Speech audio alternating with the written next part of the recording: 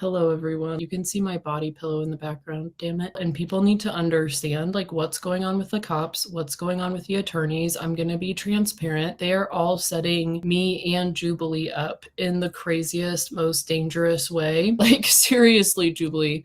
I have given you chance after chance after chance after chance, and you just won't listen. I hate Carrie Ann with every fiber of my being. I realized like 2 nights ago, I was up like worried. Like, I'm not worried about me. Now Carrie Ann's boyfriend is involved in this situation. What if Carrie Ann loses her relationship? She deserves to because she's a freaking monster. But I'm like, good morning. I'm a good person. If I have one more, hi love, how are you? If I have one more call with a Vancouver police, something really scary could happen. I don't want something to happen to Jubilee, and then I'm gonna get blamed for it. So I can see a narcissistic abuse cycle already about to happen. Hold on, let me move this body pillow because it's making me like physically upset. Yada, yada, yada. I had a 3-hour video made the other day. It took me so much work. Ugh.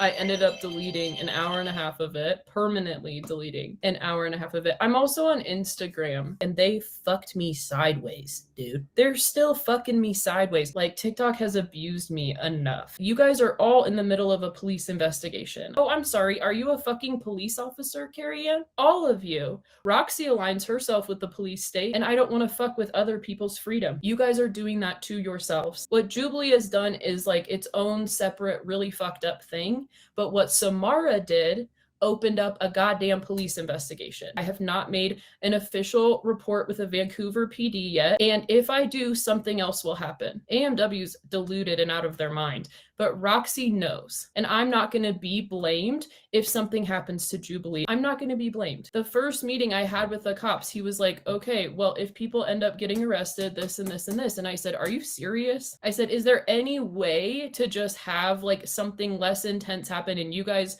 go show up at Samara's house and just tell her, like the Montreal police just knock on her door? If everybody in this situation gets a fucking knock on the door, just like I did, you guys sent bogus fucking wellness checks to my house twice. You guys are not going to set me the fuck up for some narcissistic thing and say that it's my fault. This is what I was saying, is when they said that they might have to arrest people, I said, can we just get swift knocks at the fucking door? Right now, there's nothing happening, but there's an investigation happening. I tried to tell you guys, but you guys don't fucking listen. And the cop looked at me and he said, I'll be real honest with you. Usually when these things go down and people say that it's like really clearly one-sided, and he goes, usually the person like you is lying. And I said, okay.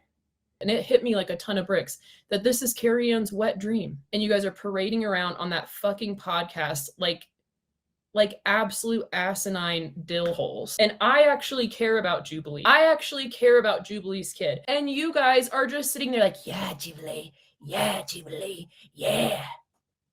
All 6 of you, so you can, and you too, Candace. I know who the fuck you are, Candace. You're the one who likes to turn Tony, you misogynistic bitch. If you ever call me a misogynist for mentioning that Carrie Ann's lip fillers look like shit again, I swear to God. And they do look like shit. Carrie Ann, you want some honesty, babe? Your lip fillers look terrible. And I've had fillers before, and you can clip that and you can put it on your fucking podcast, babe. You just got them filled, didn't you? I saw. They look terrible, Carrie Ann. I'm never gonna stop manifesting a better life for myself. Carrie Ann and I are in business together. You know what I'm saying? It's a good analogy. Every time she gets a lip filler, it's to cover for a fucking lie. That doesn't make me a bully. That makes me have an imagination. It's a perspective thing. You know, I've been there. I've had to have somebody tell me, baby girl, lay off the tanner. You know, I've been addicted to tanner before. Those lips sink ships, don't they, Gary? You need them bigger because you're talking too much.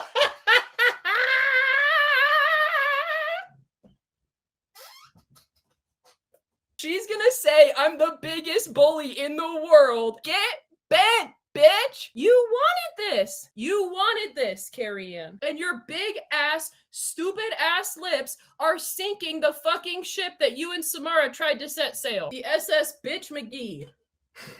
Fill me up for the rest of time. The most loving thing for me to do is to give you some. The most loving thing I could do, Carrie Ann, is number one, tell Brian who the fuck you are, which I just did a lot. The night I called Brian at like 2 in the morning.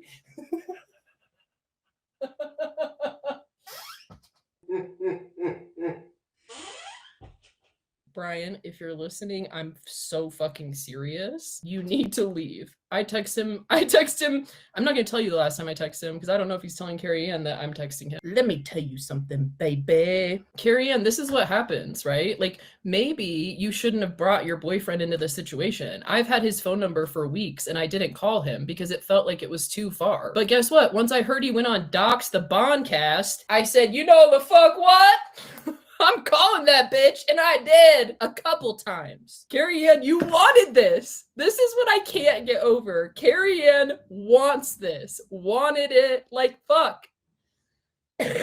You want black women to feel safe, but you let a black woman got blamed for your fucking merch. I'm still not convinced that Samara wasn't some sort of plant. I'm not convinced. Did she have some sort of psychic tell her, like, you need to go take out this woman? For anyone who doesn't know,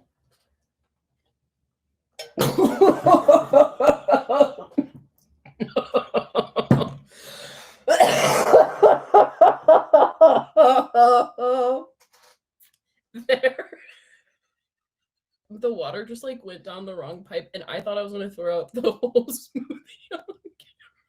They're hexing me right now, y'all. That felt like it was a spiritual jab from somewhere. Woo-wee. Glory be to God that I didn't throw up. And when I started TikTok, I was not in a great place mentally. Like, I had gone through something really scary with the cops and been taken against my will for an autistic meltdown. And that story went crazy fucking viral. Like, my biggest video with that story had 17 million views. I'd gotten in the creator fund the first time and I got really, really burned because the company that I exposed, like, this woman it was really crazy what happened. Her daughter went to TikTok and ended up getting this lady fired. Like, it was not my fault. And then when the story went super, super viral, I got kicked out of the creator fund. Like, all this stuff happened. I want to play this voicemail at the beginning, just in case Carrie Ann's boyfriend is listening. Samara is a like psychotic, malignant narcissist, in my opinion. I'm not a professional. That is a compulsive liar that can't even remember her lies. So I fired her. It's so good to see you, love. I'm so sorry. Thank you for fighting for me. Yeah, because ROXY turned a bunch of people against their friends too by calling me a racist. Let's just call a fucking spade a spade. ROXY started calling me a racist. Fuck you, ROXY. You turned this into such a dirty game. All of you did. And when someone's setting a boundary with you, if they are a good person and they're doing it not like in a Carrie Ann style way, but they're actually, like, when I said, hey, honestly, ROXY, like, this makes me feel uncomfortable. Like, why would you bring Jessica into this? Like, I became a martyr on TikTok and I was very toxic there. Hello? And you get addicted to digital drugs. Come the fuck on. We have all the receipts. I have since talked to the real Meg. My baby girl. My baby girl.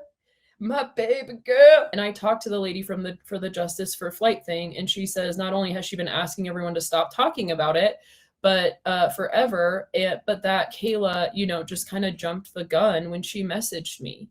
And there was nothing more I could have done in that situation. Did you guys want me to go over to the fucking coroner's office, you sick fucks? Aquarium Music Witch, who's just like a fucking liar and an abusive white supremacist. You are the worst part of wokeism, like what I was saying the other day. There's a part of wokeism that makes people hate progressive things, like people respecting other people's pronouns. And I have done such an incredible job of respecting your pronouns. And if I say she, they while I'm talking,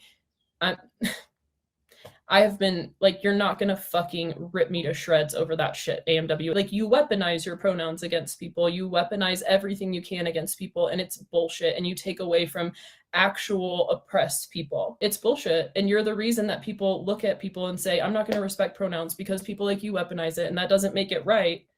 But like, I just don't want to get ripped to shreds for that. So if I say she, You don't know how, just because you have degrees, you clearly can't have a debate. That's what I was trying to have with you. You can't have the most basic of debates, bitch. Do you believe that kids create cancer with their mind? Rachel De Palma bought the trademarks of another TikToker last summer the way Barry did Tally. Thank you.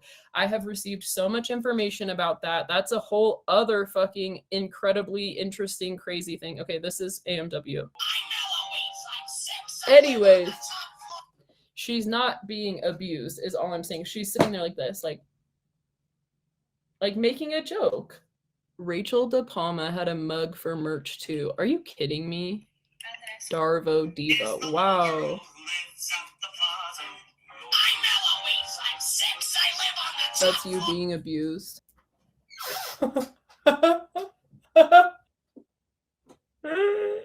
If you guys didn't know, one time, a long ass time ago, I almost showed my whole bush on live because I forgot that I was live. Dude, and I had like a sweatshirt or something. Just a sweatshirt and like a full bush, dude.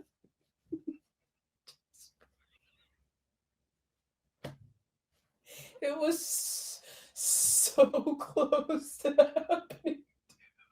Yeah, I didn't get sent off by the medical community, you dicks. I had some weird shit happen on a few lives, and I said, I need to chill the fuck out. I got drunk on one live and like showed my tits or something. You're just jealous.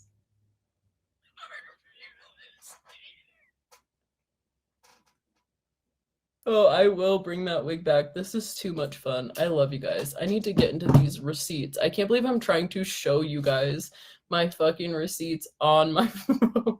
I threw that wig away. I literally thought it was a Dolores Cannon wig. I can see what they were saying, and I truly did not mean. I can totally see what they were saying. That was a stupid wig for me to buy. It was a blonde, it was like a white guy wearing it. And the only thing I saw was Dolores Cannon, and I was so stupid.